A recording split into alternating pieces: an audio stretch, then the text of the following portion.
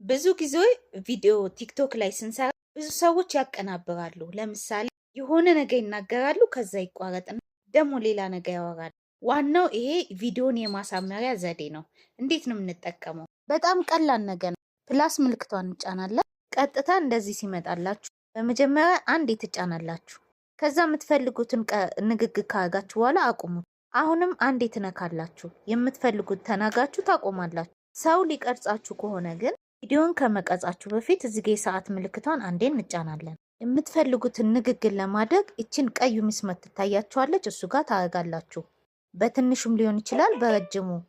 ከዛ ካረጋችሁ በኋላ እቺ ቀዩን መንካት 3 2 1 ቆጥሮ እናንተ የምትፈልጉትን ታናገራላችሁ፣ እራሱ ይቆማል።